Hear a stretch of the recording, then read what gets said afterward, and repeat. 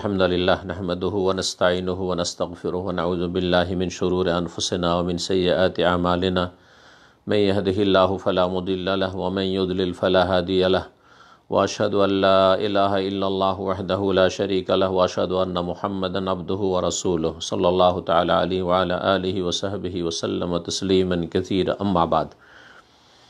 सम्मानित श्रोता दर्शक मंडली, आल्लाह रब्बुल आलमीনের প্রশংসা এবং শেষ নবী প্রিয় নবী মুহাম্মদ রাসূলুল্লাহ সাল্লাল্লাহু আলাইহি সাল্লামের উপর সালাতু সালামের পরে আজ 6 রজব 1442 হিজরি মোতাবেক 18 ফেব্রুয়ারি 2021 জুমার রাতে বৃহস্পতিবারের দিন গিয়ে আমরা কয়েকটি প্রশ্ন নিয়ে এসেছি আপনাদের সামনে। ধারাবাহিক আমাদের প্রশ্ন উত্তর পর্বে ইনশাআল্লাহ তাআলা সে প্রশ্নগুলির উত্তর দেব। তার আগে একটি গুরুত্বপূর্ণ জিক্র যা কোরআনে কারিমে আল্লাহ রাব্বুল আলামিন শিখিয়েছেন, এটি নবী ইউনূস আলাইহিস সালামের সুন্নাত এবং রাসূলুল্লাহ সাল্লাল্লাহু আলাইহি সাল্লাম এই দোয়া বা এই জিক্রের ফজিলত বর্ণনা করেছেন, অত্যন্ত উপকারী গুরুত্বপূর্ণ। হাদিসটি মুসনাদে আহমদে রয়েছে আর সুনানে তিরমিজিতে রয়েছে। সাদ বিন আবি ওয়াক্কাস রাদিয়াল্লাহু তাআলা আনহু থেকে বর্ণিত, কালা রাসূলুল্লাহ সাল্লাল্লাহু আলাইহি ওয়াসাল্লাম, রাসূলুল্লাহ সাল্লাল্লাহু আলাইহি ওয়াসাল্লাম বলেন, দাওয়াতু যিন্নুন ইজ দা ওয়া হুয়া ফি বাতনিল হুত। মাছওয়ালা নবী ইউনূস আলাইহিস সালাম, যিন্নুন মানে মাছওয়ালা, মাছের পেটে যিনি গিয়েছিলেন। আল্লাহ রাব্বুল কোরআন কারীম এইভাবে বলেছে, ওয়াজান্নুনে, স্মরণ করো মাছওয়ালা নবীকে, ইজ যাহাবা মুগাদিবান, যখন রাগ করে জাতির উপর অসন্তুষ্ট হয়ে গ্রাম থেকে তাদেরকে ছেড়ে চলে গেছিলেন আল্লাহ রাব্বুল আলামিনের ওহীর অপেক্ষা না করে। ফাজান্না আল্লা নাকদির আলাইহি ফানাদা ফি যুলুমাতি আল্লা ইলাহা ইল্লা আনতা সুবহানাকা ইন্নী কুনতু মিনাজ জালিমিন। আল্লাহ রাব্বুল আলামিন সূরা আম্বিয়ার আয়াত নম্বর 87-88 এই বিষয়টি বর্ণনা করেছেন। আমরা আয়াতের তাফসিরে আসব না, আয়াতেও এই জিকির এবং দোয়াটি রয়েছে, লা ইলাহা ইল্লা আনতা সুবহানাকা ইন্নী কুনতু মিনাজ জালিমিন। এই শুধু ফজিলতটি সংক্ষেপে বলার চেষ্টা করব। রাসূলুল্লাহ সাল্লাল্লাহু আলাইহি ওয়াসাল্লাম বলছেন, মাছওয়ালা নবীর দোয়া যখন তিনি দোয়া করেছিলেন মাছের পেটে, ওয়া হুয়া ফি বাতনিল হুত, লা ইলাহা ইল্লা আনতা সুবহানাকা ইন্নী কুনতু মিনাজ জালিমিন। এতে কি রয়েছে জিকিরে, এই কথাটি আজকে বুঝাবো। এতে রয়েছে তাওহীদ, যেটি সবচেয়ে বড় ইবাদত এবং সবচেয়ে গুরুত্বপূর্ণ ইবাদত এবং সর্বপ্রথম ফরজ ইবাদত। আল্লাহর তাওহীদ, আল্লাহর একত্ব প্রতিষ্ঠা করা, একত্বের প্রতি বিশ্বাসী হওয়া, একত্বের ঘোষণা করা। লা ইলাহা ইল্লা আন্ত, হে আল্লাহ তুমি ছাড়া কোনো সত্য মাবুদ নেই, একমাত্র তুমি সত্য মাবুদ, তোমার তাওহীদের ঘোষণা করছি। দ্বিতীয় রয়েছে আল্লাহর তাসবিহ, আল্লাহ ত্রুটি মুক্ত, সুবহানাকা তোমার পবিত্রতা ঘোষণা করছি, তুমি পাক পবিত্র, তোমার তাসবিহ পাঠ করছি, তোমার কোনো দোষ নেই আল্লাহ। তৃতীয় হচ্ছে ইন্নী কুনতু মিনাজ জালিমিন, নিজের ভুল স্বীকার করা, নিজেকে দোষী বলে মেনে নেওয়া, এতেরাফ বিযম্ব, গুনাহ ভুল বা ত্রুটি যা কিছুই হোক না কেন মানুষের সবসময় স্বীকার করা, অহংকার মুক্ত হয়ে যে আমি দোষী, আমার মধ্যে সমস্যা রয়েছে, আমার ঘাটতি রয়েছে, আমার ত্রুটি রয়েছে। এটি অত্যন্ত গুরুত্বপূর্ণ বিষয়। আল্লাহ রাব্বুল আলামিনের সামনে যখন বান্দা এইভাবে নিজেকে পেশ করে যে আল্লাহ আমি তো জালেম, আমি তো গুনাহগার, আমি তো অপরাধী, আমি তো পাপী, আর তুমি তো পাক পবিত্র, তুমি কখনো অবিচার করো না, তুমি কখনো বিনা কোনো অন্যায় অপরাধে তুমি পকড়াও করো না, এবং তুমি ছাড়া আর কোনো সত্য মাবুদ নেই, তুমি একমাত্র মাবুদ, একমাত্র তোমাকে ডাকি, সুতরাং তুমি ছাড়া আর কে উদ্ধার করতে পারে। ইন্নী কুনতু মিনাজ জালিমিন, নিশ্চয়ই আমি জালেমদের অন্তর্ভুক্ত হয়েছি।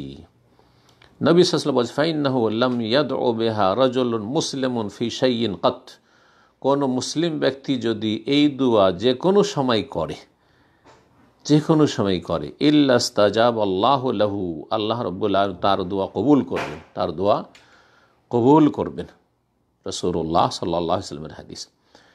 এখানে লক্ষণীয় যে বিষয়টি সেটা হচ্ছে বাহ্যিক মনে হচ্ছে যে এই দোয়াটি শুধু করবে।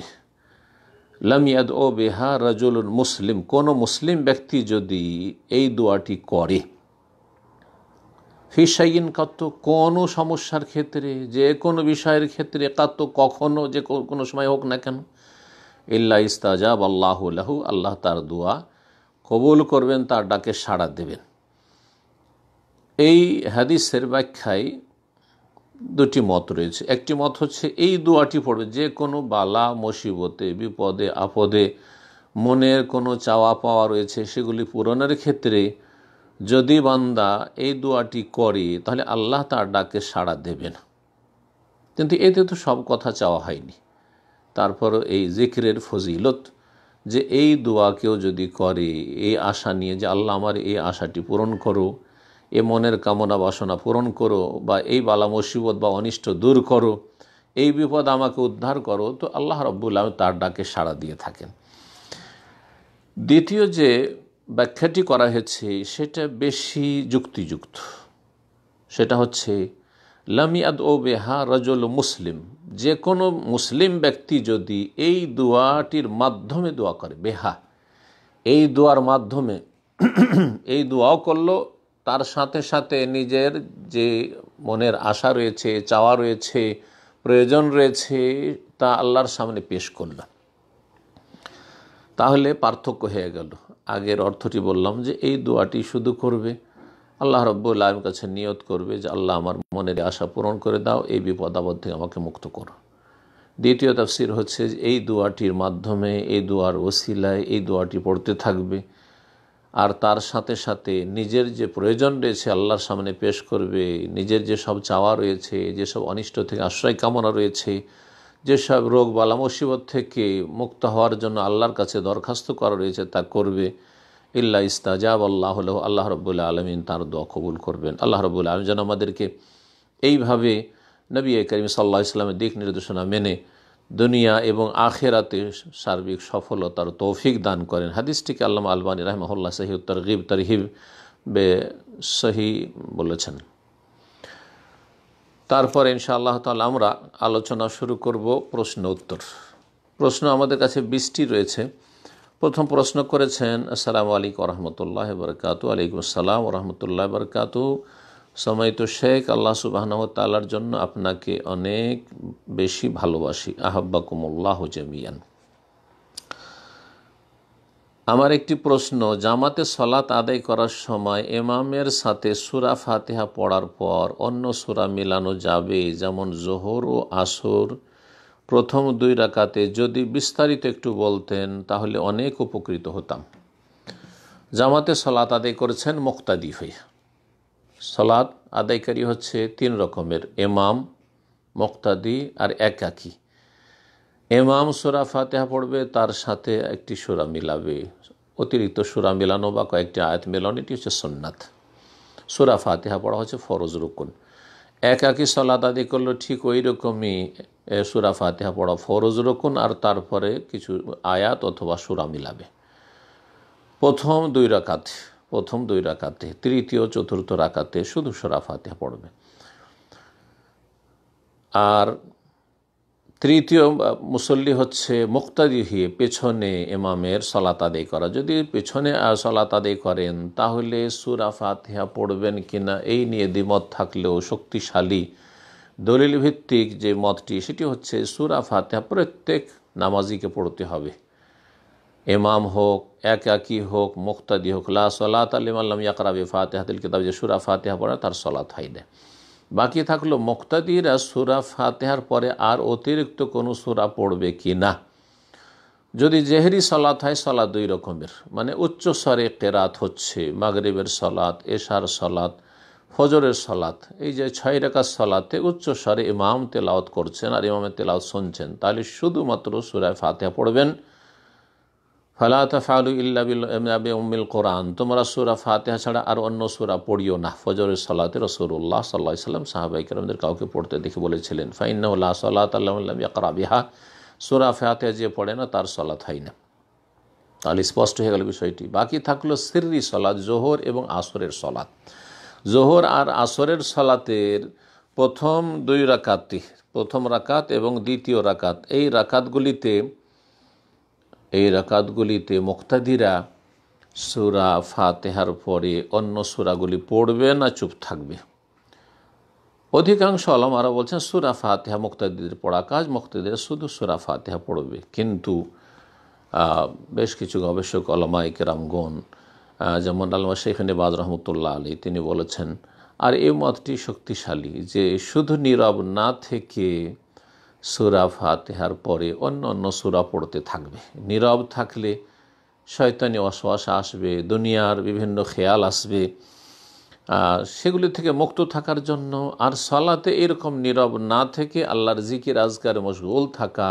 আর একটি গুরুত্বপূর্ণ জিকির আজকার হচ্ছে অতিরিক্ত সূরা পড়া। এবং সাহাবাই কেরামগণ পড়তেন, এর দলিলটি বলি, সাহাবাই কেরাম যে পড়তেন এর দলিল আপনাদেরকে শোনাই। সুনান ইবনে মাজার হাদিস নম্বর 843। সেই হাদিসে জাবির বিন আব্দুল্লাহ রাদিয়াল্লাহু তাআলা আনহুমা বলছেন, তাহলে সাহাবী বর্ণনা করছেন, কুন্না নাকরাউ ফি যোহরি ওয়াল আসরে, আমরা জোহর আর আসরে পাঠ করতাম খালফাল ইমাম, ইমামের পেছনে, ফির রাকাতাইনিল উলায়াইনে, প্রথম দুই রাকাত, প্রথম এবং দ্বিতীয় রাকাতে, বেফাতিহাতিল কিতাব, সূরা ফাতিহা পড়তাম, ও সূরা, এবং তার সাথে আরেকটি করে সূরা পড়তাম, অফিল ওখরায়াইনে, আর শেষ দুই রাকাতে, তৃতীয় চতুর্থ রাকাতে, বেফাতিহাতিল কিতাব, শুধু সূরা ফাতিহা পড়তাম। আল্লামা আলবানী রাহিমাহুল্লাহ হাদিসটিকে সহিহ ইবনে মাজাতে সহিহ বলে আখ্যায়িত করেছেন। তো আশা করি বিষয়টি স্পষ্ট হয়েছে।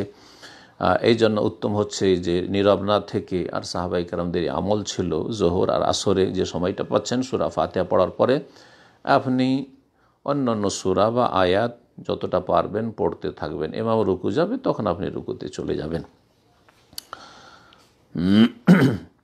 দ্বিতীয় প্রশ্ন করেছেন শেখ, 2 রাকাত, 3 রাকাত ও 4 রাকাত সালাতে কখন নিতম্বের ওপর ভর করে বসবো, সঠিক মাসআলাটি জানতে চাই। সালাতে যে তাশাহুদ রয়েছে, এই তাশাহুদে নিতম্বের ওপর বসা, অর্থাৎ নিতম্ব পাছাটিকে জমিনে রেখে দাও, এটি হচ্ছে তাওয়াররুক। ওয়ারেকুন থেকে হচ্ছে তাওয়াররুক, নিতম্ব ওয়ারেক, নিতম্বকে মাটিতে জমিনে রেখে দেওয়া, বাম পা ডান দিকে বের করে দেওয়া, আর ডান পাকে খাড়া করে দেওয়া, ডান পা খাড়া করার পরে ডান পায়ে নিচে দিয়ে বাম পাটিকে ডান দিকে বের করে নিতম্ব জমিনে রেখে ভর দিয়ে বসা, এটার নাম হচ্ছে তাওয়াররুক। এখন এই তাওয়াররুক আছে কি না, এই নিয়ে ফুকাহায়ে কেরামদের ইখতিলাফ রয়েছে। হানাফি মাযহাবে তাওয়াররুক নেই, মানে নিতম্বের উপর বসা নেই। প্রথম তাশাহুদে তো নেই, দ্বিতীয় তাশাহুদে নেই, 2 রাকাত বিশিষ্ট সালাতেও নেই, আর 3 রাকাত 4 রাকাত বিশিষ্ট, মানে 2 তাশাহুদ বিশিষ্ট সালাতেও নেই, 1 তাশাহুদ বিশিষ্ট সালাতেও নেই। বাকি আইম্মায়ে কেরামদের নিকট রয়েছে। ইমাম মালিক রাহমাহুল্লাহ এর একেবারে বিপরীত, মানে তার কাছে 2 তাশাহুদেই নিতম্বের উপর বসা রয়েছে। তাহলে এই দুটো মত হচ্ছে দুর্বল। 2 তাশাহুদে, প্রথম দ্বিতীয় তাশাহুদে নিতম্বের উপর বসা ইমাম মালিকের মত, সেটিও দুর্বল।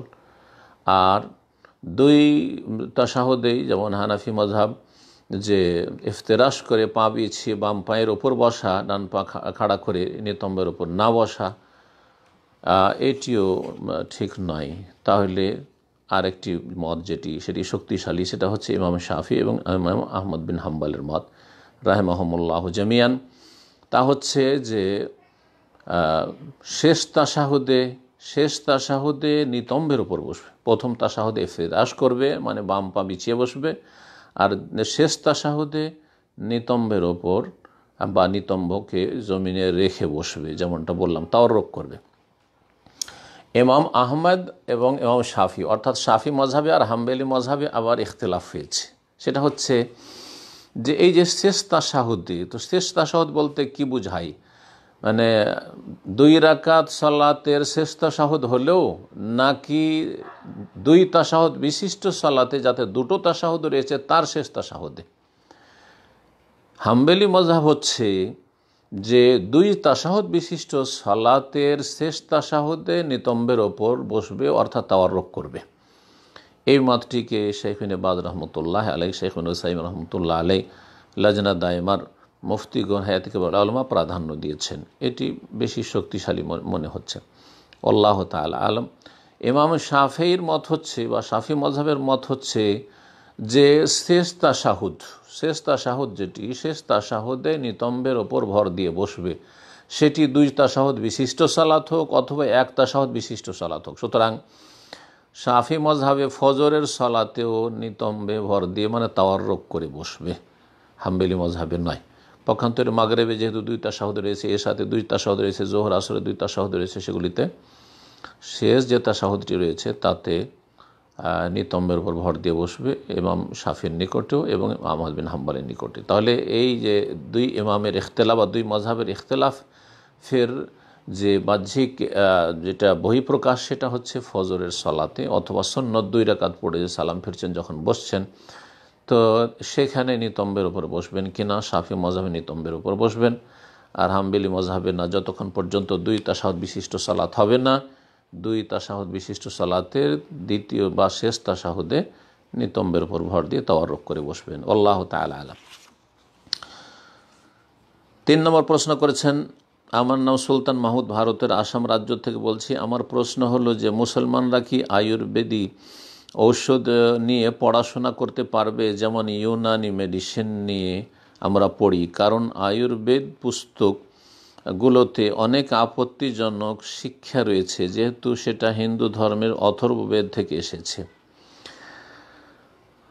আয়ুর্বেদিক শিক্ষা অথবা হেকিমি শিক্ষা, যেই শিক্ষাতে আপনার চিকিৎসা রয়েছে, তাতে যদি এই রকম কিছু শিক্ষার ক্ষেত্রে আপত্তিকর জিনিস থাকে, তার জন্য সেই শিক্ষাটি হারাম হবে না, সেই শিক্ষা হারাম হবে না। আশা করি বুঝতে পেরেছেন। একটি এখানে উদাহরণ দিতে তাহলে বুঝতে পারবেন। যে কোনো ভাষার সাহিত্য, তার মধ্যে আরবি সাহিত্য নেন, অন্য ভাষা তো বাদ দেন, আরবি সাহিত্য আমরা পড়েছি বা অ্যারাবিক ল্যাঙ্গুয়েজ নিয়ে যারা লেখাপড়া করে, অনার্স করে অথবা মাস্টার্স করে, পিএইচডি করে, তো বেশ কিছু শের শায়েরি পড়তে হয়, কবিতা পড়তে হয়, যেগুলোতে অনেক নোংরামি কথা রয়েছে, অশ্লীলতা রয়েছে, কিন্তু উদ্দেশ্য সে অশ্লীলতা শিখানো নয়, উদ্দেশ্য হচ্ছে ভাষা শিখা। সুতরাং এই শিক্ষা জায়েজ রয়েছে। যেমন মোয়াল্লাকাতে অনেক নোংরামি কথাবার্তা রয়েছে, সাবা মোয়াল্লাকাত আর বেশ কিছু মোয়াল্লাকাগুলিতে, কিন্তু ওলামারা কখনো নাজায়েজ বলেননি। ঠিক ওই রকমই আয়ুর্বেদিক চিকিৎসা যেহেতু মূলত আপনার ঠিক বা জায়েজ, তাতে কোনো আপত্তিকর দিক নেই, কারণ এগুলো হচ্ছে গাছামি চিকিৎসা, হার্বাল চিকিৎসা। এই রকমই আপনার হেকিমি চিকিৎসা যেগুলো বলা হচ্ছে, সেগুলিতে কোনো আপত্তি নেই। সেই লেখাপড়া করতে গিয়ে যদি কিছু আপত্তিকর বিষয় থাকে, তাহলে সেই ক্ষেত্রে ফাত্তাকুল্লাহ মাস্তাতাত, যথাসাধ্য বেঁচে থাকবে সেসব আপত্তিকর জিনিসগুলিতে, কিন্তু সেই লেখাপড়া হারাম নয় বা সেই চিকিৎসাও হারাম নয়। আল্লাহ তাআলা আলাম। 4 নম্বর প্রশ্ন বলছেন, শেখ আমি নিউ ইয়র্ক থেকে বলছি, আল্লাহর জন্য আপনাকে ভালোবাসি, হাব্বাকুমুল্লাহ। প্রশ্ন হলো, সূরা আল বাকারার 216 নম্বর আয়াতটি কি শুধুমাত্র আল্লাহর রাস্তায় সশস্ত্র জিহাদকারীর জন্য, নাকি সকল ক্ষেত্রে বিস্তারিত জানাবেন? আপনার দোয়া চাই। প্রশ্ন করেছেন নিউ ইয়র্ক থেকে, থাকেন অমুসলিম দেশে, আর জিজ্ঞাসা করছেন সশস্ত্র জিহাদ সম্পর্কে। বলবো, যদি মুসলিম দেশ থেকে গিয়ে থাকেন তো আল্লাহর রাস্তে সব কাফের দেশে স্থায়ী বসবাস না করে মুসলিম দেশে চলে আসুন, আল্লাহ যেন সহজ করে দেন এবং ভালো পরিবেশে বসবাসের তৌফিক দান করেন, এটি আমার নসিহত। আর যদি এক কাফের দেশ থেকে আর কাফের দেশে গিয়ে থাকেন, কারণ সমস্ত মুসলিমদেরকে মুসলিম দেশে জায়গা কেউ দেবেও না আর জায়গা হবেও না, যে বর্তমান অবস্থা তাতে জায়গা হবে হয়তো, কিন্তু জায়গা দেবেও না। সুতরাং এই ক্ষেত্রে যদি কাফের দেশ থেকে কাফের দেশে গিয়ে থাকেন, তাহলে খারাপ থেকে ভালোর দিকে যাওয়ার চেষ্টা করেন, ভালো থেকে খারাপ জায়গায় যাবেন না দুনিয়ার স্বার্থে। এই কথাটি মনে রাখবেন। এইটা আপনার জীবনে অনেক বড় জিহাদ, অনেক বড় হচ্ছে ত্যাগ, অনেক বড় কোরবানি। আল্লাহ যেন তৌফিক দান করেন। তারপর যে আয়াতটি সম্পর্কে জিজ্ঞাসা করেছেন, নাম্বার দিয়ে জিজ্ঞাসা করাটা ঠিক নয়, এর জন্য আমাকে আপনার জন্য আয়াত দেখতে হবে। হ্যাঁ, আয়াত আপনাকে বলতে হবে যে কোন আয়াত। তারপরে বলছি, সেই আয়াতটি হচ্ছে কুতিবা আলাইকুমুল কিতাল ওয়া হুয়া কুরহুল লাকুম, তোমাদের সশস্ত্র লড়াইকে বিধিবদ্ধ করা হয়েছে যেটা তোমাদের জন্য কষ্টকর। তারপরে আশা আন তাকরাহু শাইআন ওয়া হুয়া খায়রুন লাকুম ওয়া আশা আন তুহিব্বু শাইআন ওয়া হুয়া শাররুন লাকুম আল্লাহু ইয়ালামু ওয়া আনতুম লা তা'লামুন। হতে পারে যে তোমরা কোনো কিছুকে অপছন্দ করছো, অপ্রীতিকর মনে করছো, কিন্তু ওয়া হুয়া খায়রুল লাকুম, সেটা তোমাদের জন্য কল্যাণকর। ওয়া আশা আন তুহিব্বু শাইআন, আর কোনো কোনো জিনিসকে বা কিছু বিষয়কে তোমরা খুব পছন্দ করছো যে এমনটাই হোক বা এমনটাই করি। ওয়া হুয়া শাররুল লাকুম, কিন্তু সেটা তোমাদের জন্য অনিষ্টকর, তাতে তোমাদের ক্ষয়ক্ষতি রয়েছে, বিপদ রয়েছে। আল্লাহু ইয়ালামু ওয়া আনতুম লা তা'লামুন, আল্লাহ বেশি ভালো জানেন, তোমরা তেমন কিছু জানো না। এই আয়াতের শুধু প্রথম অংশটুকু সশস্ত্র জিহাদ সম্পর্কে, আর বাকি অংশটুকু সকলের জন্য এবং জীবনের প্রতিটি ক্ষেত্রে প্রযোজ্য। আমরা অনেক কিছুকে নিজের জন্য খারাপ মনে করি, দুনিয়ার ক্ষেত্রে খারাপ মনে করি অনেক সময়, কিন্তু ওয়াহুয়া খায়রুল লাকুম, সেটাতে আমাদের জন্য ভালাই কল্যাণ রয়েছে। আবার কোনো কিছুকে আমরা পছন্দ করি, অনেকে ছেলে সন্তান চান, কিন্তু ছেলে সন্তান আপনার জন্য বিপদ নিয়ে আসবে হয়তো। অনেকে চান যে সুন্দরী স্ত্রী, কিন্তু সুন্দরী স্ত্রী আপনার জন্য বিপদ নিয়ে আসবে হয়তো, ফিতনার কারণ হবে, হ্যাঁ, বা তার চরিত্র ভালো হবে না। এই রকমই অনেকে ধন দৌলত, বা সবাই প্রায় ধন দৌলত পছন্দ করেন, কিন্তু ধন দৌলত আপনার বেশি হলে বিপদ টেনে নিয়ে আসবে হয়তো, ইত্যাদি ইত্যাদি। তাহলে এটা জীবনের প্রতিটি ক্ষেত্রে, এই যে করোনার মহামারীর ক্ষেত্রে সারা পৃথিবীর কে চায় যে করোনা এইরকম অবস্থায় থাকুক এত লং টাইম ধরে? আল্লাহ যেন তাড়াতাড়ি ভালো মানুষদের ওপর থেকে পালা মুসিবত উঠিয়ে নেন, আযাবকে আল্লাহ উঠিয়ে নেন, আল্লাহ আমাদেরকে মাফ করেন। রব্বানা লা তুআখিযনা বিমা ফাআলা সুফাহা মিন্না। কিন্তু এটা আমাদের জন্য অপ্রীতিকর হলেও ওয়া খায়রুল, এতে অনেক কল্যাণের দিক রয়েছে, অনেক কল্যাণের দিক রয়েছে। এইরকমই কারো তালাক হয়ে যাচ্ছে, বিচ্ছিন্ন হয়ে যাচ্ছে, অনেক কষ্ট লাগছে, হাই তালাক হয়ে গেল আমার, হ্যাঁ, কষ্ট লাগছে। কখনো এটা চাননি আপনি, কখনো এইরকমের কল্পনা করেননি যে আমার পরিস্থিতির সম্মুখীন হইতে হবে, কিন্তু তাতে হয়তো কল্যাণ রয়েছে। তো এই বিষয়গুলি সবার জন্য। বাকি সশস্ত্র যে জিহাদ, সেটির জন্য বেশ কিছু শর্ত রয়েছে। সেটা প্রথম শর্ত হচ্ছে যে মুসলিম শাসকের নেতৃত্ব হইতে হবে, খেয়াল খুশি মোল্লাদের ফতোয়াতে, আলেমের ফতোয়াতে, মুফতির ফতোয়াতে, আর আবেগে কিছু মূর্খ মুসলিমদের আবেগের ভিত্তিতে না, মুসলিম শাসকের নেতৃত্ব হইতে হবে। তিনি অনুমতি দিলে তার অনুমতিক্রম হইতে হবে, বাবা মা আছে তাদের অনুমতি হইতে হবে, আর তারপরে বিজয়ের সম্ভাবনা হইতে হবে। তো সেসব বিষয় নিয়ে আলোচনা তারাই করবেন যারা এই রকমের যোগ্যতা লাভ করেছেন, অর্থাৎ যাদেরকে আল্লাহ রাব্বুল আলামিন এই ক্ষমতা দিয়েছেন। আর তার আগে শুধু এগুলি জানা, কিসের জন্য জানা? যেখানে আপনি জীবনের অনেক ক্ষেত্রে ঘাটতি রেখেছেন, আপনি ভালো পরিবেশে বসবাসের চেষ্টা করুন, আল্লাহ যেন তৌফিক দান করেন।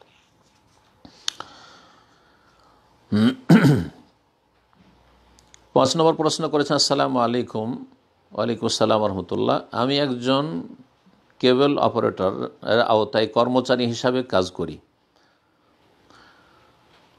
যেমন কোনো জায়গায় তার ছিঁড়লে জুড়ে দেওয়া ও তারে কভার লাগানো, এইরকম কিছু। যেহেতু এটা টিভির সেন্টারের সাথে যুক্ত, সেই ক্ষেত্রে এই কাজ ইসলামে জায়েজ না নাজায়েজ? পাশাপাশি এটাই আমার রুজির মাধ্যম হয়ে দাঁড়িয়েছে, এই ক্ষেত্রে আমার করণীয় কি?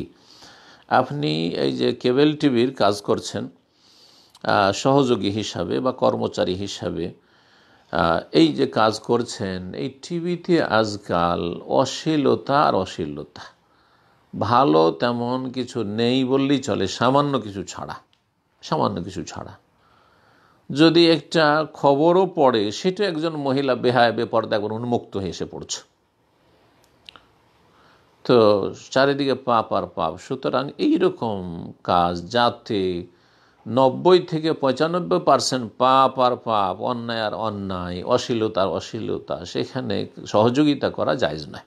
সুতরাং এই কেবেলের কাজ করা, আর কেবেলের যে কাজ করে অপারেটর, তার কর্মচারী হিসাবে কাজ করা, আর সেটাকে রুজি হিসাবে সহজে গ্রহণ করে নেওয়া, সামনে পাচ্ছেন সেই জন্য, এটা মোটেই জায়েজ নয়।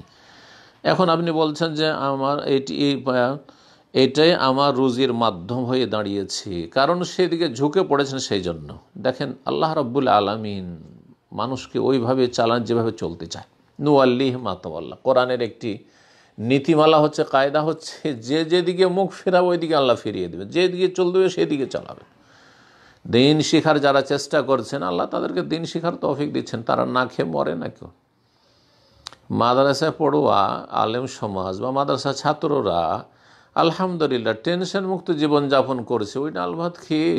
হ্যাঁ, কিন্তু যাদের যত পয়সা তাদের টেনশন, তাদের ডিপ্রেশন, তাদের বালা মুসিবত, মানসিক আর শারীরিক বিপদ আপদের শেষ নেই, আর্থিক ঝুঁকি আর কত যে দুশ্মন, আল্লাহু আকবার। তো আপনাকে আল্লাহর ভরসা মজবুত করতে হবে এবং তাকওয়া অর্জন করতে হবে। সেটি হচ্ছে পাপ থেকে আমি বেঁচে থাকবো, হারাম রুজি থেকে বেঁচে থাকবো। আর তারপরে হরকত করতে হবে, তখন আল্লাহ বরকত দেবেন। চেষ্টা করতে হবে ডানে বামে এদিক সেদিক ছুটতে হবে, কোথায় আমি হালাল রুজি পাই, হালাল রুজি পেলে আমি তাড়াতাড়ি এই রাস্তা ছেড়ে দেব, যেই রাস্তা হচ্ছে হারামের রাস্তা। আপনি চেষ্টা করলে আল্লাহ অবশ্যই তৌফিক দেবেন। ওয়াল্লাযীনা জাহাদু ফীনা লানাহদিয়ান্নাহুম সুবুলানা, যারা আমার সন্তুষ্টির উদ্দেশ্যে আমার জন্য সর্বাত্মক প্রচেষ্টা চালা, মুজাহাদা করে, মেহনত করে, অবশ্যই অবশ্যই তাদেরকে আমি আমার রাস্তা দেখাবো। আল্লাহ ওয়াদা করেছেন। আল্লাহ যেন আপনার হালাল রুজিতে বরকত দান করেন আর হারাম থেকে বেরিয়ে আসার জন্য তৌফিক দান করেন। 6 নম্বর প্রশ্ন করেছেন, আমি যে মার্কেটে ব্যবসা করি সেখানে অনেক সময় লোকেরা তাদের ব্যবসা প্রতিষ্ঠানে মিলাদ করে থাকে, আল্লাহ তাদের হেদায়েত দান করুক। মিলাদ করা, মিলাদ মানে জন্মবার্ষিকী, তো জন্মবার্ষিকী করা আবার কি? আমি কখনো মিলাদে যাই না, কিন্তু মিলাদের আয়োজনকারীরা মিষ্টির প্যাকেট পাঠিয়ে দেন, এমত অবস্থায় সে প্যাকেট থেকে কিছু খাওয়া কি জায়েজ হবে? আপনি সেসব বিদাতে, কুসংস্কারে, পাপের কাজে, যেখানে আল্লাহ রাব্বুল আলামিন অসন্তুষ্টি নামছে, গজব নামছে, সেখানে হাজির হবেন না।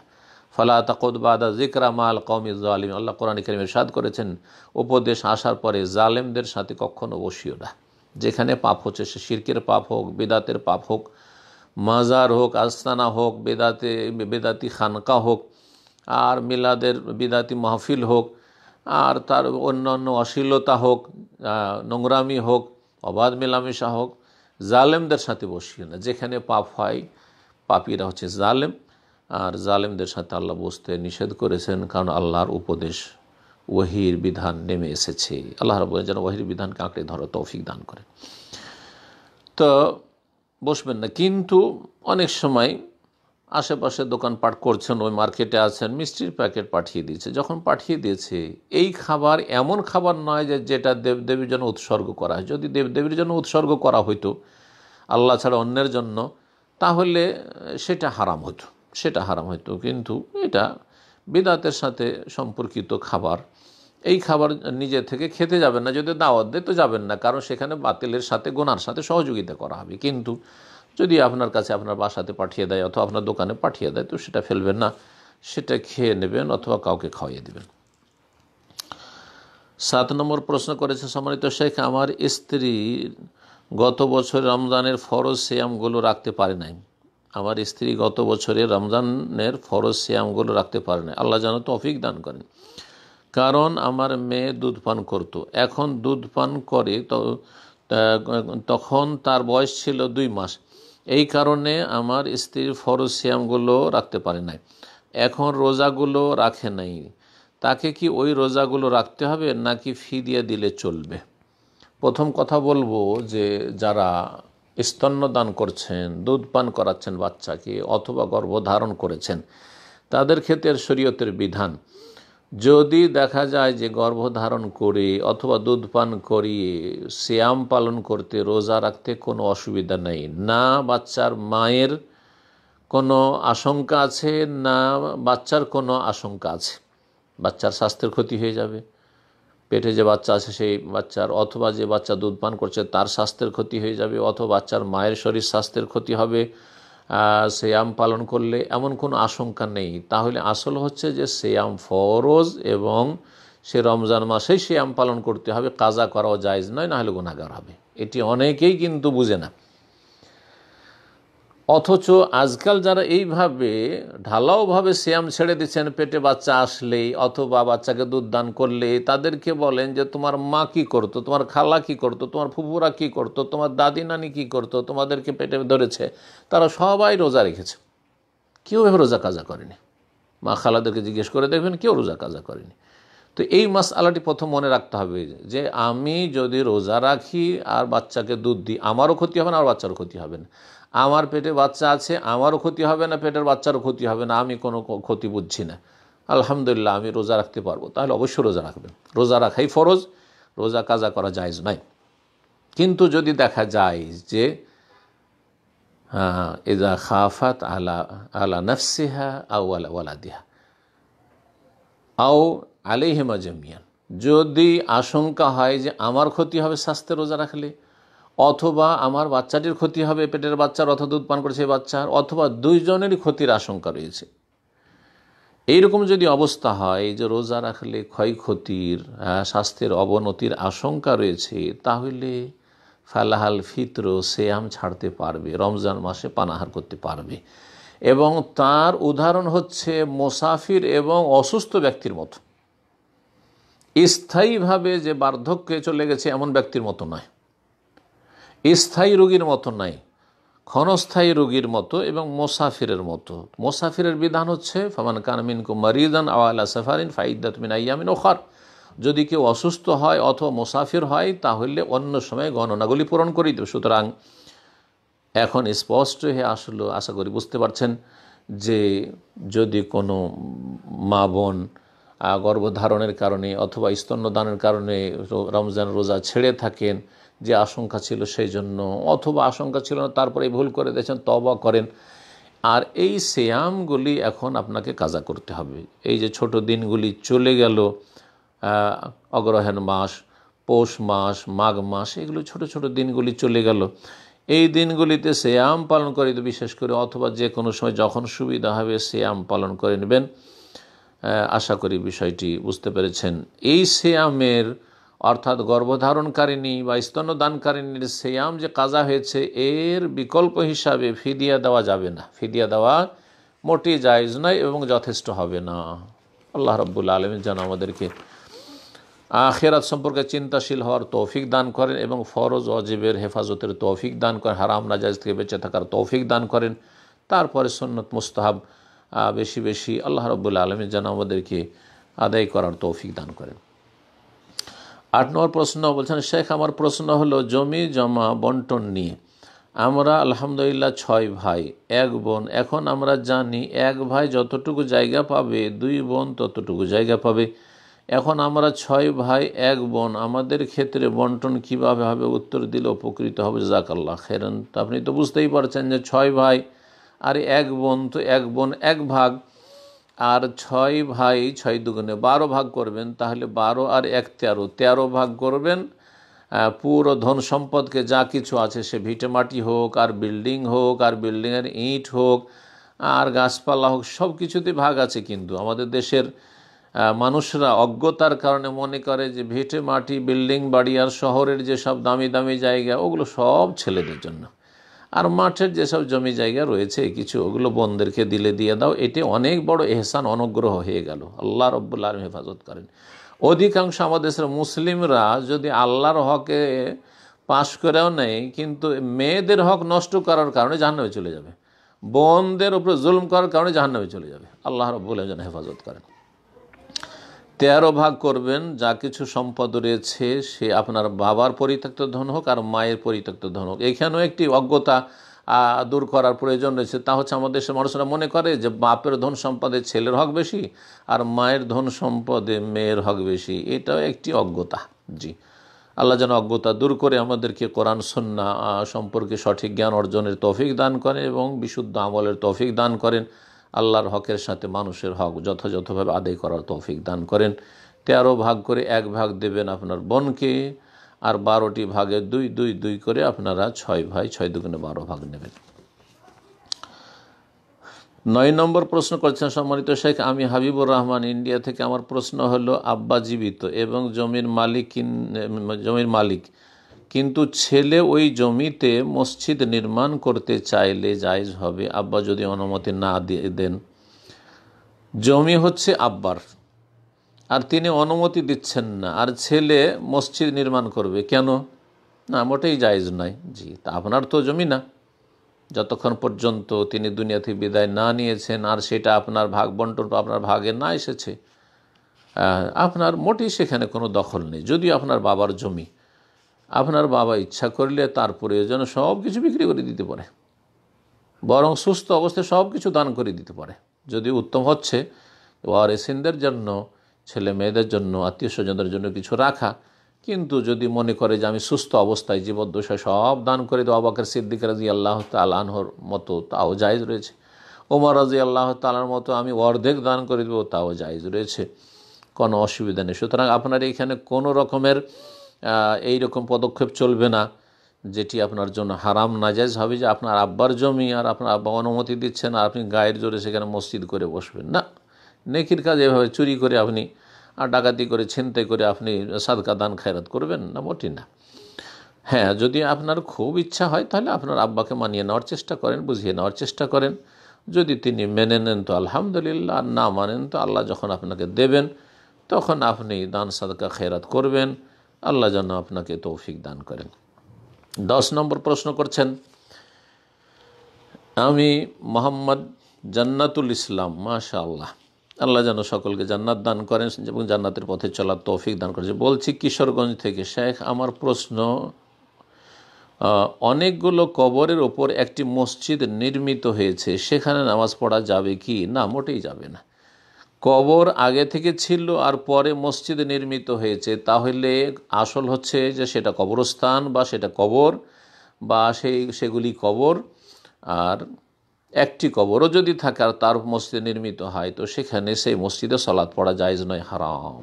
এবং যারা এই কাজ করেছে তাদের উপর আল্লাহর লানত হয়, লানাতুল্লাহি আলাল ইয়াহুদি ওয়ান নাসারা, লানাল্লাহুল ইয়াহুদ ওয়ান নাসারা, ইহুদি নাসারাদের উপর এই জন্য আল্লাহর অভিসম্পাত লানত হয়েছে। ইত্তাখাযু কুবুর আম্বিয়াইহিম মাসাজিদা, তারা আম্বিয়া নবী রসুলগণের কবরগুলিকে সেজদার স্থানে পরিণত করেছিল, মসজিদ বানিয়ে ফেলেছিল। সে মসজিদ নির্মাণ করুক, তার উপর লানত রয়েছে, অথবা কবরের ওপর সেজদা করুক, কবরকে সামনে করে সেজদা করুক, সবগুলির উপর লানত রয়েছে। জি, সুতরাং এই লানতের কাজ থেকে ওই গ্রামবাসীকে উপদেশ দিয়ে বের করে নিয়ে আসবেন। আল্লাহ যেন তাদেরকে তওবা করে সংশোধনের তৌফিক দান করেন। এবং এই রকম মসজিদে, যেটা আসল হচ্ছে কবরস্থান বা কবর, সেখানে সালাত আদায় করা জায়েজ নয়। অন্য কোনো মসজিদে সালাত আদায় করবেন। আর যদি মসজিদ আগের হয়, অনেক জায়গায় যেমন আছে মসজিদ আগের আর পরে কোনো গণ্যমান্য ব্যক্তি ছিল, হুজুর ছিল, আর তাদের কবর দিয়ে বসে আছে মসজিদের ভিতরে, যেমন আপনার দিল্লি নিজামুদ্দিন, যেটা তবলিগের সবচেয়ে বড় হেড এবং সর্বপ্রথম মার্কাজ তবলিগ জামাতের চিল্লাওয়ালা ভাইদের, সেখানে সেই নিজামুদ্দিনের বড় যে তবলিগি মসজিদ, তাতে 6টি কবর রয়েছে। আমি নিজের চোখে দেখেছি 6টি কবর রয়েছে। এক সময় দেখেছিলাম আজকে থেকে 25-30 বছর আগে, তখন একেবারে খোলা ছিল, কোনো রকমের তাতে প্রাচীর বা ঘেরা ছিল না। এখন একটু মানুষ সমান উঁচা করে প্রাচীর দিয়ে দিয়েছে, যাতে করে সরাসরি কবরটা কারো নজরে না আসে। একটু তারা চালাক চতুর হয়েছে। তারপরে মসজিদের ভিতরে যেহেতু সেটা রয়েছে, সুতরাং এরকম মসজিদে সালাত আদায় করা জায়েজ নয়, হারাম। 11 নম্বর প্রশ্ন, আসসালামু আলাইকুম। ওয়ালাইকুম আসসালাম রহমতুল্লাহ। আমরা 2 বন্ধু, আমি নামাজ পড়ি কিন্তু আমার বন্ধু নামাজ পড়ে না। আপনার বন্ধু আর সে নামাজ পড়ে না, আপনার এরকম বন্ধুত্বই জায়েজ নয়, হারাম। জি, হারাম। যে একজন নেক মানুষ, সৎ মানুষ অসৎ মানুষকে বন্ধু হিসাবে গ্রহণ করবে, হারাম। জি, সাবধান, কখনো বন্ধু বলবেন না এমন ব্যক্তিকে যে ব্যক্তি অসৎ, যার ফরজ নেই, বিশেষ করে সলাত নেই অথবা তৌহিদ নেই। একজন মাজার পূজারি, সে আমার বন্ধু, হারাম এই কথা বলা। একজন ইহুদি নাসারা আমার বন্ধু, হারাম এই কথা বলা। আমার দেশের মানুষরা এই ধরনের কথা অহরহ বলে থাকেন। জি, সে আমার নামাজ পড়া পর্যন্ত দাঁড়িয়ে থাকে, মানে 2 বন্ধু মিলে আড্ডা দিতে যান আর আপনি যখন নামাজ পড়েন তখন সে দাঁড়িয়ে থাকে, এই মতো অবস্থাতে সে কি কোনো নেকি পাবে? মাশাআল্লাহ, তাবারাকাল্লাহ। আপনার দিনের জ্ঞানের এত শোচনীয়তা যে সে এত বড় অপরাধ করে যে একজন মুসলিম হয়ে আপনি সালাত আদায় করছেন আর সে দাঁড়িয়ে আছে অমুসলিমের মতো, আর তারপরে তার জন্য নেকির আশা করছেন। আউযুবিল্লাহ, আউযুবিল্লাহ নাকুনা মিনাল জাহিলিন। আল্লাহ যেন আপনার অজ্ঞতা দূর করে দেন এবং আপনাকে দিন শিখার তৌফিক দান করেন, দিন শিখে চোখ খুলে দিন পালনের তৌফিক দান করেন। এবং আপনার যে বন্ধু বলছেন সে আসলে মূলত বন্ধু না, তাকে সত্যিকার বন্ধু হওয়ার তৌফিক দান করেন, ইসলামের গণ্ডিতে আসার তৌফিক দান করেন। বেনামাজি ইসলামের গণ্ডিতে থাকেন, ইসলাম থেকে বেরিয়ে যায়, ভালো করে মনে রাখবেন। সুতরাং তাদের সাথে বন্ধুত্ব করলে তাদের সাথে হাসর হবে। প্রিয় নবী মুহাম্মদ রাসূলুল্লাহ সাল্লাল্লাহু আলাইহি সাল্লামের এই মর্মে অনেক হাদিস রয়েছে। একটি হাদিস, আল মারউ মা মান আহাব্বা ইয়াউমাল কিয়ামাহ, মানুষ যে যাকে ভালোবাসে তার সাথে কিয়ামতের দিনে হবে, তার সাথে উঠবে। আপনি যদি তাকে অন্তরঙ্গ বন্ধু হিসাবে মেনে নিয়ে থাকেন, দুনিয়ার ব্যবসা বাণিজ্য করছেন আলাদা কথা, কিন্তু বন্ধু বলবেন না, এর সাথে আমার লেনদেন আছে, নবী সাল্লাল্লাহু ইহুদিদের সাথে লেনদেন করেছেন, কেনা বেচা আছে, সেটা আলাদা কথা। কিন্তু বন্ধু যদি গ্রহণ করেন তাহলে তার সাথে কিয়ামতে উঠতে হবে। কে কার সাথে উঠবেন এখনই ফায়সালা করে। যে পাপিষ্ঠদেরকে বন্ধু হিসাবে গ্রহণ করেছে তাদের সাথে হাসর হবে, তাদের সাথে জাহান্নামে যাবে। আর যারা নেক লোকদেরকে ভালোবেসেছে তাদের সাথে বন্ধুত্ব স্থাপন করেছে, তাদের সাথে আমলের কিছু ঘাটতি থাকলেও টেনে হেসে তাদের সাথে জান্নাতে ইনশাআল্লাহ চলে যাবে। আল্লাহ রাব্বুল আলামিন যেন ভালো বন্ধু গ্রহণের তৌফিক দান করেন। রাসূলুল্লাহ আরও বলেছেন, আল মারউ আলা দীনি খালিলে, প্রতিটি মানুষ নিজের বন্ধুর ধর্মের ওপর থাকে।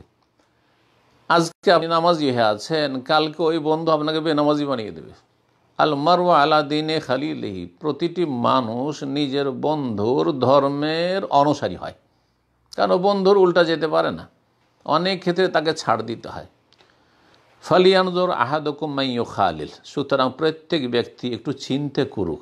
আপনি চিন্তা করুন, চিন্তা করতে বলছেন আমাকে, আপনাকে, রাসূলুল্লাহ সাল্লাল্লাহু আলাইহি ওয়াসাল্লাম। মান ইউখালিল, কার সাথে দোস্তি করেছো, কার সাথে বন্ধুত্ব করেছে, একটু চিন্তা করে দেখো। আল্লাহ রাব্বুল আলামিন যেন আমাদের সকলকে পরিণাম সম্পর্কে চিন্তা করার তৌফিক দান করেন। আল্লাহ আমাদেরকে যেন সঠিক জ্ঞান দান করেন। 12 নম্বর প্রশ্ন, আমার মনের মধ্যে আল্লাহ সম্পর্কে অনেক ধারণা আসে। যদি ভালো ধারণা আসে তো আলহামদুলিল্লাহ, কিন্তু যেটা বুঝাইতে চাইছেন যে খারাপ ধারণা আসে। গত 1 বছর থেকে অনেক দোয়া করি, কোনো কাজ হয় না, কিভাবে এই ওয়াসওয়াসা থেকে মুক্তি পাবো? জি, শয়তানকে সুযোগ দিচ্ছেন, ওই জন্য ওয়াসওয়াসার সুযোগ দিচ্ছে।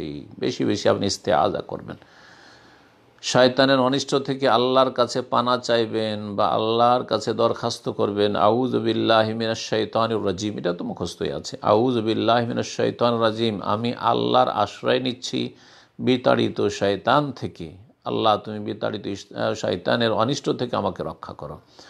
আউযু বিল্লাহিস সামিউল আলিম মিনাশ শাইতানির রাজিম মিন হামজিহি ওয়া নাফখিহি ওয়া নাফসিহি। এইভাবে যে বিভিন্ন ইস্তেআজার দোয়াগুলি রয়েছে, আমার 3-4টি ধারাবাহিক আলোচনা রয়েছে বিভিন্ন রকমের অনিষ্ট থেকে আশ্রয় কামনা আল্লাহ রাব্বুল আলামিনের। এই আলোচনাগুলি আপনি ইন্টারনেটে শুনে নিয়ে আপনি সেখান থেকে অনেক কিছু শিখতে পারবেন, শিখবেন। আর বিশেষ করে আল্লাহ রাব্বুল আলামিনের কাছে এই ইস্তেআজার দোয়াগুলি পড়ার সাথে সাথে নিজের ভাষায় সবসময় আশ্রয় চাইবেন। আল্লাহ রাব্বুল আলামিন কোরআনে কারিমে বলেছেন, ওয়া ইম্মা ইয়ানজাগান্নাকা মিনাশ শাইতানি নাজগুন, যখনই শয়তানের পক্ষ থেকে কোনো কুমন্ত্রণা দেওয়া হবে, ওয়াসওয়াসা দেওয়া হবে, নাজাগাত শয়তান, নাজাগাতু শায়াতিন, এই যে নাজগুন আল্লাহ বলেছেন, মানে ওয়াসওয়াসা, কুমন্ত্রণা। ফাস্তাইজ বিল্লাহ, তখন আল্লাহর আশ্রয় কামনা করা, আল্লাহর নিকট আশ্রয় কামনা করো। ইন্নাহু হুয়াস সামিউল আলিম, তিনি সব কিছু শোনেন এবং সব কিছু জানেন। সুতরাং অন্তর থেকে কায়ে মনে একাগ্র চিত্তে আল্লাহ রাব্বুল আলামিনকে ডাকেন, আল্লাহ তুমি আমাকে আশ্রয় দান করো। আর যেসব ইস্তেআজার দোয়া রয়েছে সেগুলিও পাঠ করতে থাকেন, সকাল সন্ধ্যার জিকির আজকার করতে থাকেন, ফরজ সলাতের পরে জিকির আজকার করতে থাকেন। ফরজ সলাতে কখনও আপনি অবহেলা গাফিলতি করি না, ফজরের সলাত যেন ওয়াক্ত পার না হয়ে যায়। আল্লাহ রাব্বুল আলামিন যেন আপনার ওয়াসওয়াসাকে দূর করে দেন এবং প্রতিটি মুসলিমকে শয়তানের ওয়াসওয়াসা থেকে, মানুষ শয়তান, জিন শয়তান অনিষ্ট থেকে আল্লাহ যেন হেফাজত করেন। 13 নম্বর প্রশ্ন করেছেন, বলছেন যে শেখ, সুন্নত নামাজের কাজা কতক্ষণ পর্যন্ত করা যায়? সুন্নত নামাজের কাজা করার জন্য কোনো লিমিটেশন নেই। আপনার জানা আছে যে অমুক ওয়াক্তের সুন্নত আমার ছুটে গেছে, আপনি পরেও কাজা, ওয়াক্ত পার হওয়ার পরেও কাজা করতে পারবেন। যেমন জোহরের আগের সুন্নতগুলি জোহরের আগে পড়া হয়নি, জোহরের পরে পরে পড়ে নেন। জোহরে যতক্ষণ ওয়াক্ত আছে ততক্ষণ পড়লে বেশি উত্তম, ওয়াক্তের ভিতরে পড়লেন কিন্তু আগেরগুলি পরে হয়ে গেল। সেটাও যদি সম্ভব না হয় তো রাসূলুল্লাহ সাল্লাল্লাহু আলাইহি ওয়াসাল্লাম জোহরের সুন্নত থেকে গিয়েছিল, জোহরের সালাতের পরে সুন্নতগুলি বাইরে থেকে প্রতিনিধি দল এসেছিল ইসলামের কথা শোনার জন্য বা ইসলাম সম্পর্কে আলাপ আলোচনার জন্য, তাদের সাথে ব্যস্ত হয়ে আসর হয়ে গেছে, রাসূলুল্লাহ সাল্লাল্লাহু আলাইহি ওয়াসাল্লাম এই সুন্নত পড়ার সময় পাননি, যার ফলে সেই সুন্নতের কাজা করেছিলেন আসর পরে। তাহলে আসর পরে, আসর থেকে মাগরিবের এই সময়টাই এমনি নফল পড়া নিষেধ রয়েছে, কিন্তু কারণগত সলাৎ পড়া যাবে। কারণগত সলাতের অন্তর্ভুক্ত হচ্ছে কাজা সলাৎ, সেটা ফরজ কাজা হোক অথবা সুন্নতের কাজা হোক। সুতরাং আসর থেকে মাগরিবের ভিতরে আপনি কাজা করতে পারেন। এইরকমই ফজরের সুন্নত অনেক সময় জামাতে যান, গেলেন আর দেখছেন যে জামাত শুরু হয়ে গেছে, সুন্নতটা পড়তে পারলেন না, তাহলে ফরজ পড়ার পরে, ফজরের ফরজ সলাৎ পড়ার পরে তখনই আপনি পড়ে নেন, সেটাও জায়েজ রয়েছে সুনান আবু দাউদের হাদিসে। অথবা সূর্য ওঠার পরে জোহরের আগে আগে যে কোনো সময় সেই সুন্নতের কাজা করে নেবেন, সুন্নতের কাজা করে নেওয়াটাই ভালো।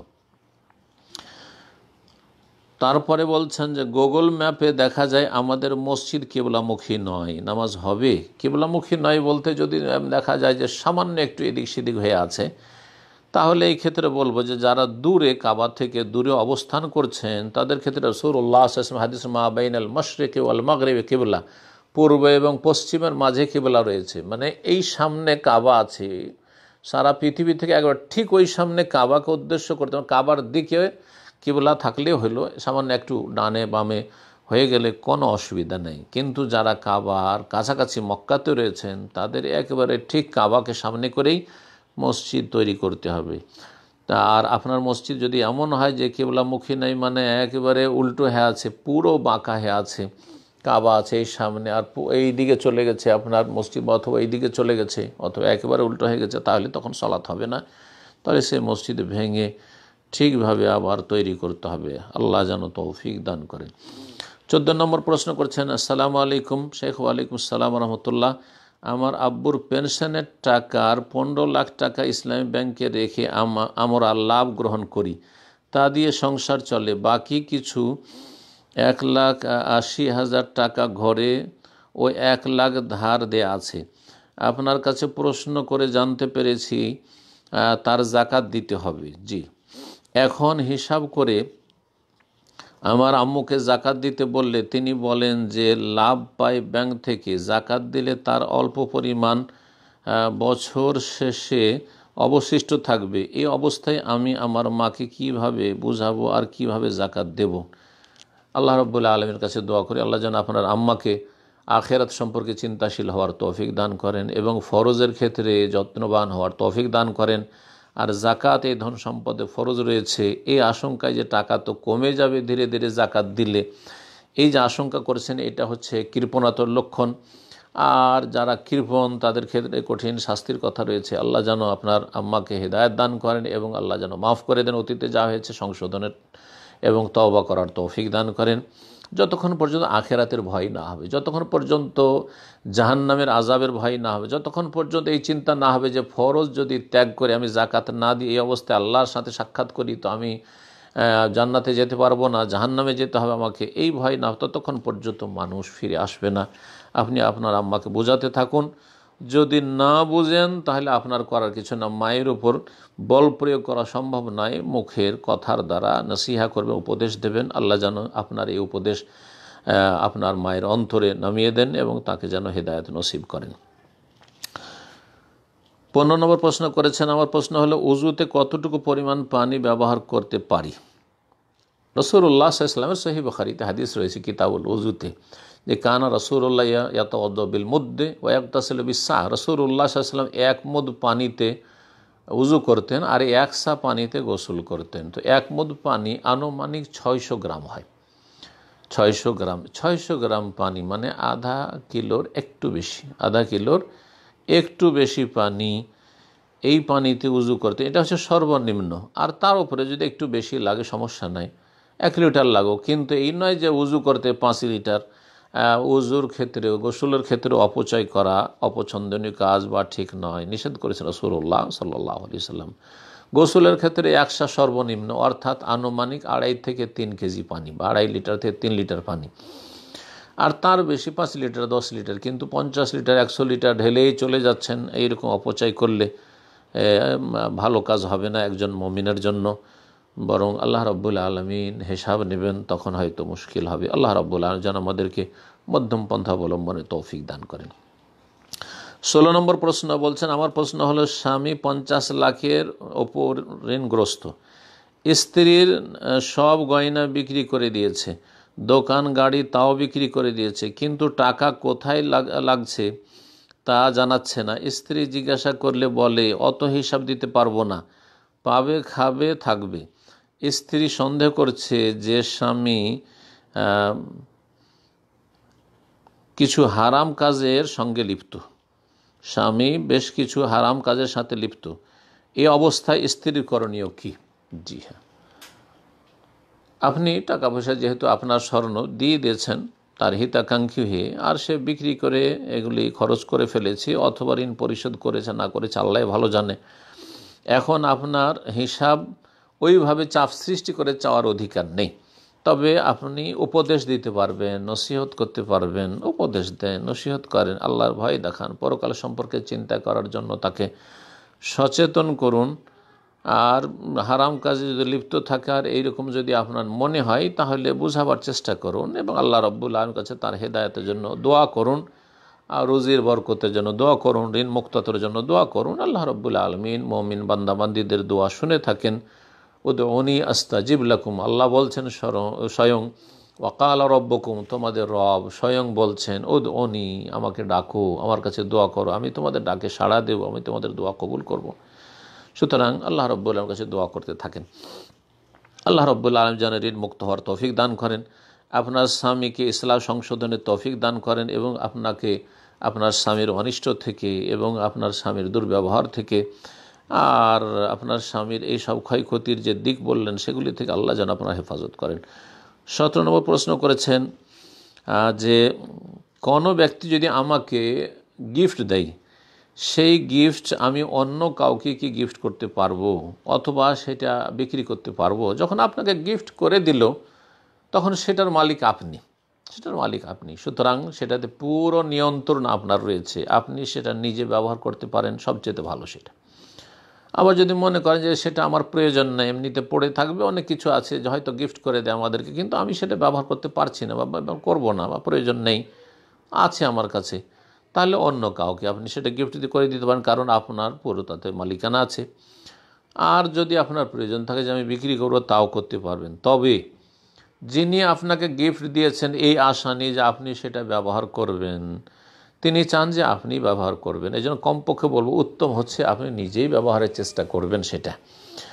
আর সেটা অন্যকে আপনি গিফট করে দিলেন বা অন্যের কাছে বিক্রি করে দিলেন, আল্লাহ না করে যেই ব্যক্তি গিফট দিয়েছিল সে তো যা জানতে পারে, সে কষ্ট পাবে এবং সে মনক্ষুণ্ণ হবে, আপনাকে খারাপ মনে করবে, এর মাধ্যমে সম্পর্কের অনেক সময় অবনতি ঘটতে পারে। তো এই বিষয়টি সম্পর্কে যেন আমাদের সবসময় একটা ধারণা থাকে যে এমন সহজে আমরা করব না, আর করলে যেই ব্যক্তি গিফট দিয়েছে তাকে জানাবার প্রয়োজন নেই, যাতে করে তার মনোকষ্টের কারণ না হয়।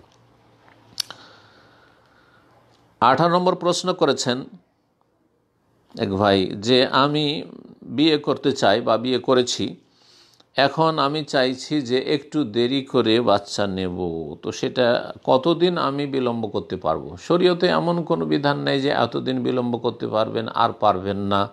শরীয়তে আসল হচ্ছে যে আপনি বিয়ে করেছেন কি উদ্দেশ্যে। বেশ কিছু সৎ উদ্দেশ্য নিয়ে মানুষ বিয়ে করে, তার মধ্যে সবচেয়ে বড় গুরুত্বপূর্ণ যে বিষয়টি সেটা হচ্ছে যে এফাফুন নফস, গুনাহ থেকে নিজেকে বাঁচানো। যে ভাই বিয়ে করেছেন তিনি নিজেকে গুনাহ থেকে বাঁচাবার নিয়তে বিয়ে করবেন, এবং যেই বোন বিয়ে বসছেন তিনি গুনাহ থেকে নিজেকে বাঁচাবার জন্য বিয়ে বসছেন। এটা হচ্ছে প্রথম উদ্দেশ্য। দ্বিতীয় উদ্দেশ্য হবে নবী করিম সাল্লাল্লাহু আলাইহি সাল্লামের সুন্নতের বাস্তবায়ন। কমপক্ষে গুনাহর যদি আশঙ্কা থাকে তাহলে তখন সেটি ফরজ হয়ে যায়, কিন্তু কমপক্ষে বিবাহ সুন্নতুল মুরসালিন আম্বিয়া রাসূলগণের সুন্নত, এই সুন্নত পালন হচ্ছে উদ্দেশ্য। তৃতীয় যেটি উদ্দেশ্য সেটি হচ্ছে আল ইনজাব, ছেলে মেয়ে নেব।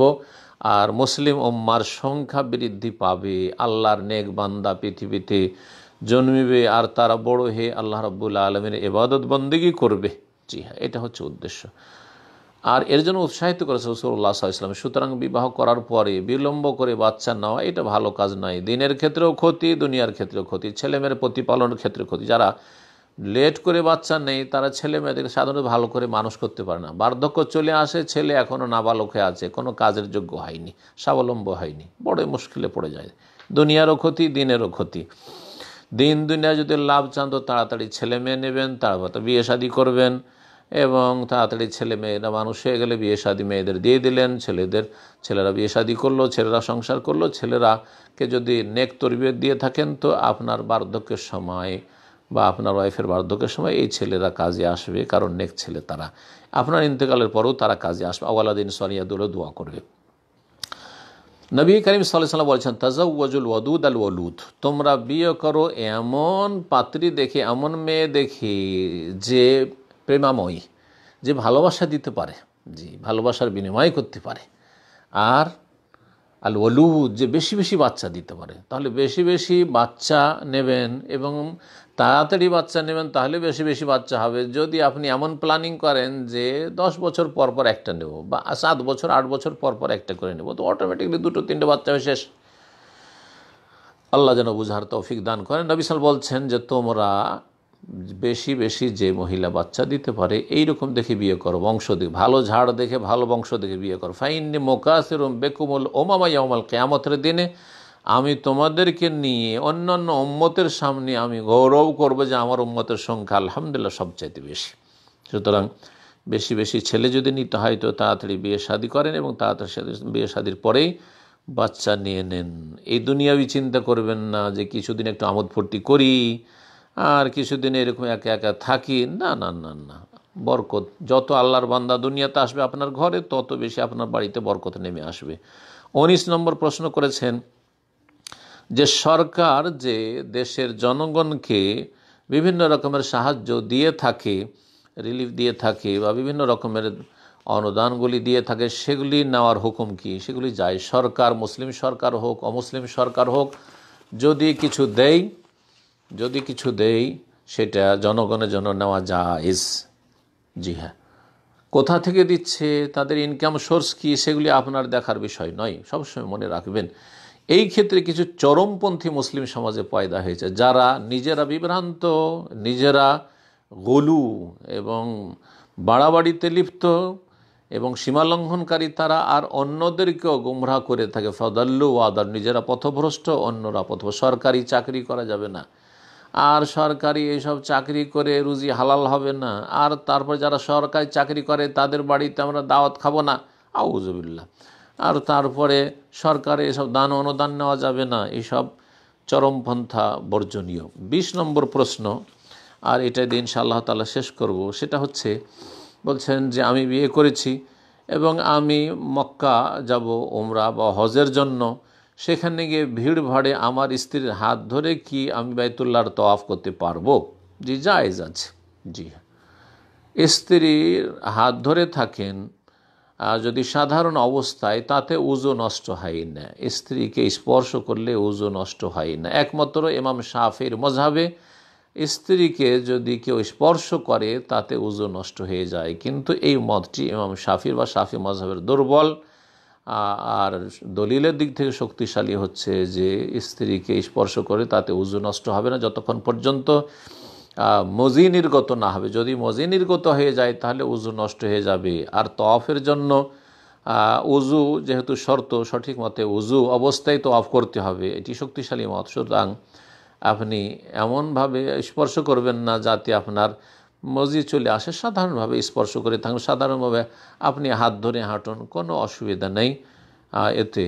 কোরআনে কারিমে যে আল্লাহ বলেছেন আও লামাসতুমুন নিসা ফালাম তাজিদু মাআন ফাতায়াম্মামু সাঈদান তাইয়্যিবা, তোমরা যদি স্ত্রীদেরকে স্পর্শ করো আর পানি না পাও, পানি পেলে তো উযু করো, গোসল করো যদি গোসল ফরজ হয়, আর যদি উযু নষ্ট হয় তো উযু করো।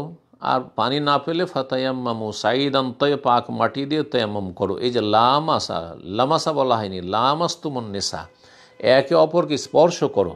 এই আয়াতের তাফসীর সম্পর্কে সাহাবী যে মুফাসসির কোরআন আব্দুল্লাহ বিন আব্বাস রাদিয়াল্লাহু তাআলা আনহু বলছেন যে কোরআনে কারিমে যেখানে লামাস্তুম বলা হয়েছে সেখানে তার অর্থ হচ্ছে সহবাস, তার অর্থ হচ্ছে সহবাস, শুধু স্পর্শ নয়। সুতরাং যদি মনি বা মজি নির্গত না হয় তাহলে ওযু নষ্ট হয় না। সুতরাং স্ত্রীর হাত ধরিয়ে আপনি বাইতুল্লাহর তওয়াফ করতে পারবেন, কোনো অসুবিধা নেই। এখানে আজকের প্রশ্ন উত্তর পর্ব শেষ করছি। আল্লাহ রাব্বুল আলামিন যেন আমাদেরকে যা কিছু বললাম তা দিয়ে উপকৃত হওয়ার তৌফিক দান করেন, এবং আল্লাহ রাব্বুল আলামিন আমাদের নেকির পাল্লায় যেন আল্লাহ রাব্বুল আলামিন এই নেক আমলগুলিকে কবুল করেন, আমাদেরকে ভালো এলমের তৌফিক দান করেন, ভালো আমলের তৌফিক দান করেন, এবং আল্লাহ রাব্বুল আলামিন হকের পথে দাওয়াত দেওয়ার তৌফিক দান করেন। আল্লাহ আমাদের সমস্ত গুনাহ খাতা যেন মাফ করে দেন, এবং আমাদের দিনের যথাযথ জ্ঞান হাসিল করে চোখ খুলে আল্লাহ রাব্বুল আলামিন ইবাদত বন্দেগীর তৌফিক দান করে, অজ্ঞতা যেন দূর করার তৌফিক দান করে, বালা মুসিবত থেকে আল্লাহ যেন আমাদের হেফাজতে রাখেন। ওয়া সাল্লাল্লাহু ওয়া সাল্লাম আলা নবিয়িনা মুহাম্মদ ওয়া আলা আলিহি ওয়া সাহবিহি আজমাইন।